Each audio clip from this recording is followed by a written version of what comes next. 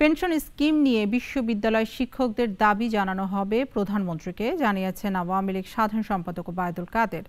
শিক্ষকদের সঙ্গে বৈঠকে তাদের কর্মবিরতি থেকে সরে আসার আহ্বান জানান তিনি। বলেন, প্রত্যয় স্কিম নিয়ে ভুল বুঝাবুঝির অবসান হয়েছে, তবে শিক্ষক নেতারা আলোচনা করে কর্মবিরতির বিষয়ে সিদ্ধান্ত নেওয়ার কথা জানান। আব্দুল্লাহ শাফির প্রতিবেদন। প্রত্যয় স্কিম নিয়ে 13 দিনের মতো অচল অবস্থা বিশ্ববিদ্যালয়গুলোতে। সংকট নিরসনে এখনো উদ্যোগ নেই কোনো পক্ষ থেকেই। এমন পরিস্থিতির মধ্যে ধানমন্ডির আওয়ামী লীগ অফিসে যান আন্দোলনরত শিক্ষক নেতারা। আওয়ামী লীগ সাধারণ সম্পাদকের নেতৃত্বে অংশ নেন কেন্দ্রীয় নেতাদের কয়েকজন।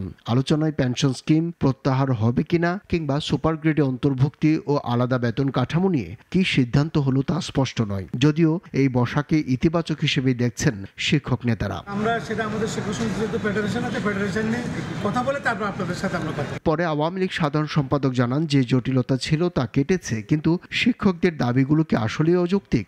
প্রশ্ন ছিল তার কাছে। যৌক্তিক মনে হয়েছে এভাবে আমি মন্তব্য করতে পারি না, যেহেতু আমার কাজ ছিল তাদের থেকে শোনা, আর একটা বিষয় মিসআন্ডারস্ট্যান্ডিং দূর করা। সে পর্যন্ত আমি করেছি, অতিরিক্ত কিছু আমার করার কোনো সুযোগ নেই। কোটা প্রসঙ্গে কাদেরের ভাষ্য, আদালতে চূড়ান্ত সীমানা।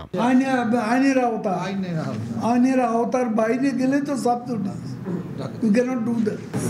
সরকার চাইলে কোটা পরিবর্তন করতে পারে দেখে মনে হচ্ছে। আমরা যতটুকু আমি আপিল বিভাগের রায়ের আগে কিছু বলবো। কাদেরের অভিযোগ, বিএনপি ভর করেছে কোটা আন্দোলনের উপর, তবে নৈরাজ্য হলে আইন শৃঙ্খলা বাহিনীর অবস্থান কঠোরতর হবে মনে করিয়ে দেন আওয়ামী লীগ সাধারণ সম্পাদক। আব্দুল্লাহ শাফি, নাগরিক, ঢাকা। ওয়ালটন ফ্রিজ কিনে অনেকের মতো আপনিও হয়ে যেতে পারেন মিলেনিয়াল। সেরা পণ্যের সেরা অফার।